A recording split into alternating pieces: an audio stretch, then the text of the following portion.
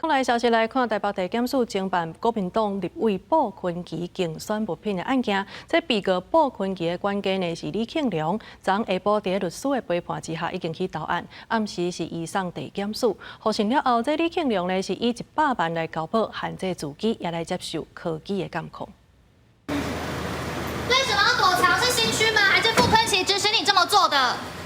法检表示，讲这李庆良呢涉犯刑法伪造文书，也个违反商业规格法等罪，认定伊可能会走去。也毋过呢，因为李庆良已经家己回来啊，而且呢，这涉案的部分证据已经收甲差不多，相关的被告甲证人嘛拢已经问过，所以是以100万来交保，限制自己，也甲伊绑电子卡款来监控。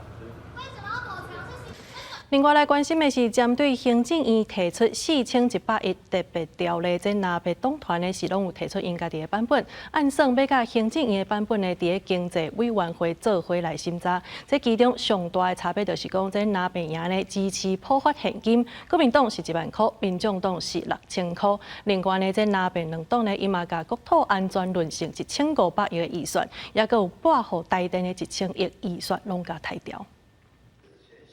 立法院准备象征国安的爱心献给在场每一位委员。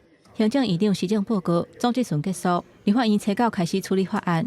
主任地方原地锁定国民党团提出的反戒严、反废死2项公投，甲国定休困日等等的议案。不过，民进党团透早就以大量登记发言来阻挡。昨天的朝野协商，大家都看得非常清楚，韩国瑜的协商就只是过水，案子都是蓝白定的，怎么可能？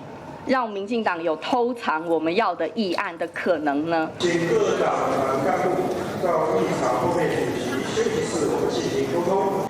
经过早起朝野党团协商了后，今日表决国民党团提出的纪念日、甲节日实施条例草案。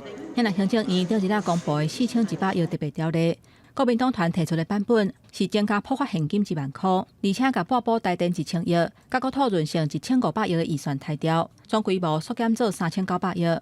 现在民众党团的版本是变1416亿，要普发现金6000块，甲投入劳健保，而且甲拨补台电、修理旧厝、高教人才培育、无人机采购案等等的预算抬掉。现在国民党团2个公投案，因为无达到5月24中选会公告的上尾期限，协商了后暂时无处理。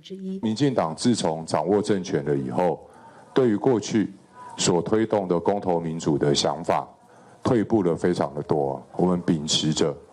人民是头家，而且要让人民当家这样子的理念，交付公民投票。现在国难当头，大家一起共赴国难，好好的照顾我们的民生，而且还有我们企业啊，现在嗷嗷待哺，尤其现在汇率突然上涨了将近10%，我们现在要赶快的来处理所有的这些因应的问题。营养关税特别条例，南北两党的版本都已经顺利复委。 按算会甲行政院的版本，伫经济委员会并案审查。记者综合报道。